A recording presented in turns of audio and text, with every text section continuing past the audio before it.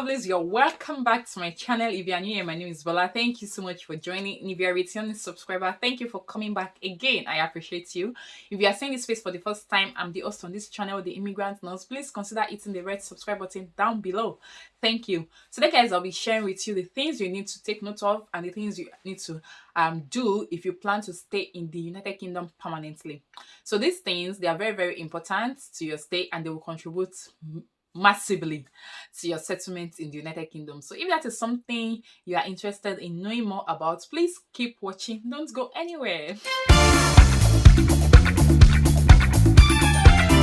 First thing I'm going to say is you have to stick to the rules. So what do I mean by sticking to the rules? You have to read. Go to the UK government website, gov.uk, and read. Read everything you have concerns about because basically every information is on the website. So you have to stick to the rules. Let's say, for example, you're on a tier 2 visa and your visa is the type that has restricted hours of work. Make sure you stick to the hours of work you have been allocated. So if you cannot do an extra 20 hours shift, please don't do it. I know it's also applicable to students who are on tier 4 visa. So if you are on tier 4 visa and it has told you that you are only allowed to do 20 hours per week job, please stick to that 20 hours per week because the truth is everything here is documented. So if you try to do a job that would, fetch you an extra income and is recorded, on the day you are ready to go to the home office to get your indefinite leave to remain, trust me, they will dig out the record and it can affect your possibility or your chances of getting your indefinite leave to remain. In case you don't know or you are new in the United Kingdom, you don't have an idea, this is how it works. So if you've come in on a tier 4 visa and you've come in under the postgraduate study work permit, that means that after your master's degree, you have a chance to get a job within 2 years. That job is supposed to give you a sponsorship to change your status from tier 4 to tier 2 visa. And once you're on tier 2 visa, once you've done about 3 years, you can as well, apply for your indefinite leave to remain. So your indefinite leave to remain can give you a chance to apply for British citizenship after 1 year of having that indefinite leave to remain. So that means that whatever you do as you are coming into the country, you need to start laying the right foundation from day one. And laying the right foundation will include you sticking to the rules. So don't do whatever the government has not permitted you to do. You sticking to the rules will, help you to get a good record when you're ready to purchase things like houses, cars, or do some major investments in the United Kingdom. Maybe you have a business investment idea and you have it as your long-term goal. When you're ready to get it done, if you abide by the rules and regulation, it will help you because it will add a good note to your record as well. Another thing you want to do is you want to build your credit score. And in building your credit score is very, very simple. What you just have to do is you have to make sure that you set up direct debits and standing orders for recurrent bills. What do I mean by this? For bills like your house rent, bills like your council tax, if you are not exempted, bills like your utility for electricity and water, gas, all those constant bills that you get to pay every month, you need to set direct debit or standing order for it, whichever is applicable. But in most cases, I know people use direct debit. Sometimes you can use standing order for your house rent in some cases, but I know that mostly people use direct debit for constant bills, okay, their broadband. And if you have plans to buy a new laptop or a new phone, you can put it on contract and set a direct debit, so that way it will contribute to your credit score because you need a good credibility to be able to get things like mortgages in the United Kingdom. So if you have plans to buy house sometimes later, if you don't have a good credit score, it can increase the amount of deposits you will need to put down to buy the house rent, and it can even influence your ability to get support from the government in cases like using help to buy scheme. It can affect it. If you don't have good credit score, you may not be able to access things like that. Another thing you want to do is you want to avoid anything shady. So you don't want to get involved in shady deals because things are documented. Everything is documented. So an example of a shady deal will be using an expired license. So I know that coming in, people come in with their international license, and the rule says that you can only use your international license for 1 year, and within that 1 year, you are expected to have gotten your UK driver's license. So if you decide to use your international license for more than 1 year and you get involved in a police situation, they will go back to check the record and see the time you came into the country. They will check the time you are currently. Let's say that you came into the country May 2021 and this is September 2022, and you get involved with the police and they check your record. They say that you've been here since May 2021, but the license you are currently using is September 2022.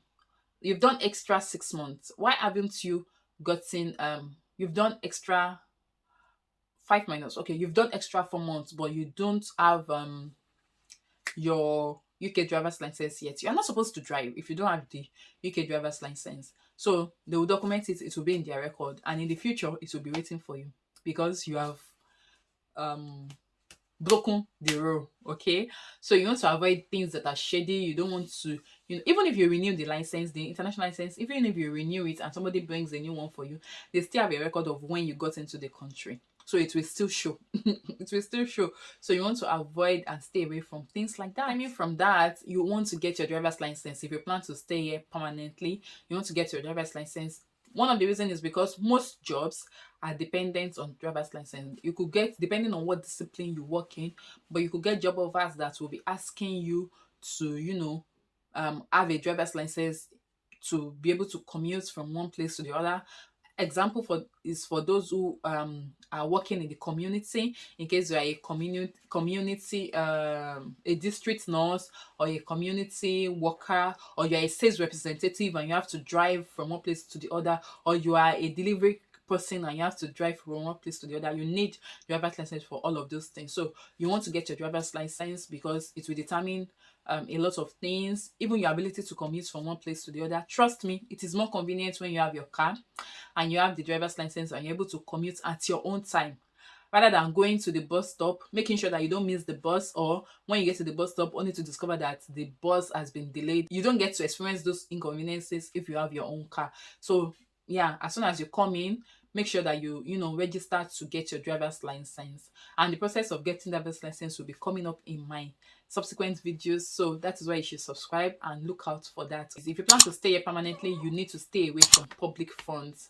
I know for those of us who are on tier 2 and tier 4 visa, we are not entitled to public funds. So you don't want to access public funds, because once you access public funds and you get to the point when you want to get your indefinite leave to remain, is going to wait for you and you'll be told that you cannot access it.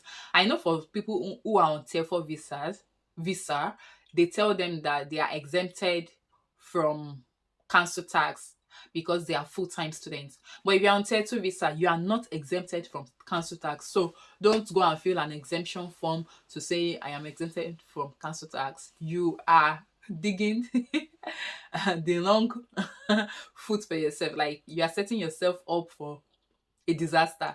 So try to avoid access to public fund. I would put a list of public funds on the screen, and I also try to list them in the description box, or put a link that would redirect you to check what public funds are and if you're entitled or not. It will be in the description box, so check out or look out for that. In this country, you have to take childcare seriously. So if you are coming in with children, or if you have come in with children, please take childcare seriously. You don't want to get involved with social care services. You don't want to get involved with police, please, because once you get involved, it will be documented, and once it's documented, it is a red flag. You just want to stay out of trouble. Best believe you want to stay out of trouble. So take childcare seriously. Make sure that you don't leave your child unsupervised with an adult, like without an adult. So whenever you are leaving your children, make sure that there's always an adult with them, so that nothing comes up and it will lead to safeguarding issues. Oh, safeguarding issues, you have to fill a form. They call the social care services to come around, up to getting to the point where they take your children away from you. Please, you don't want that kind of situation. So you have to take childcare seriously. Make sure that you find a job that is flexible enough to afford you or your partner to be with the child. So if you are off to work, your partner should be at home with the children, or they should be available to take the children to school and pick them up from school. And if you cannot, you could get a nanny. You could get a nanny, you could get an au pair, you could get, someone trustworthy to do those services for you. But whatever you do not leave a child unsupervised without an adult. Finally, another thing I'm going to say is mind your business. Welcome to the United Kingdom, but this is the country where you have to mind your business and keep your mouth shut. You are not back at home where you have neighbors that you can, go and knock on their door and say, Mommy Lagbaja, this, and that. No. Or you have a neighbor and you think that there's something they are doing, you're not comfortable with it, and you poke your nose and you're asking lame questions like, why this, why that? I don't want to talk with all my mouth because I'm also trying to be careful, But you've noticed something that is completely different from your cultural norm or your tradition or what you know from where you're coming from, and you are very, very curious to know, and you go to, put your mouth where it doesn't belong. Please avoid things like that. Mind your business. If you are very, very curious and inquisitive, just keep watching, keep observing. You will find out when the time is right. But for you to be asking intrusive questions, or at workplace you are, trying to make some silly jokes that may come off as offensive to your colleagues, you don't want to get involved in all of those things, okay? Because once somebody flags it and say, oh, you harassed me, whether it's verbally or sexually or anything, touching people in funny places, they can term it as harassment and they flag it, and then they are setting up a panel. And you don't want all those kind of long story and unnecessary drama. So mind your business, go to your workplace, do what you're supposed to do, go back to your house. Even when you're trying to network, which is another thing you need to do if you plan to stay permanently in this country, you need to network. You need to belong to a community. Find a church to belong to, even at your workplace. Join associations that are beneficial to you. If it's Black community that you feel is beneficial to you, join that kind of community. If it's an international network of nurses, or international association of so biomedical students and all those kind of things you feel is beneficial to you, join those network. Because when you join those network, they will have outings, they will have things they want to do. You get involved. From there, you meet people. From there, you get information. You have an idea of how things are done, or you get information for bigger and better opportunities somewhere. And you also meet people to interact with and build a positive image about yourself at your workplace, such that when there is an opportunity, you can be easily recommended for that kind of opportunity. That, oh, we know Bola is very outspoken, so when it comes to this kind of opportunity, she is best for the position. So you want to build your network. But while you're building your network, you have to be careful. Watch the things you say. Don't be a careless talker. That's everything I have for you guys today. If you've learned one or two things, let me know in the comment section down below. If you like this video, if it has been helpful, please smash that like button. Share with everybody around you that you feel it will be helpful to. Those people that just recently came into UK. I know a lot of people have come in this September, October. Share with them. Let them know. Some people, they don't know. They have no idea. They don't know what's going on. So share with them, let them have an idea of what is going on and how they can handle and manage things. Okay. Yeah, I wish you all the best. If you are yet to subscribe, how did I forget? If you are yet to subscribe, please hit the red subscribe button down below. Hit it now. Thank you for watching. I really appreciate you. I'll catch you in my next video. Till then, stay safe and stay blessed. Bye.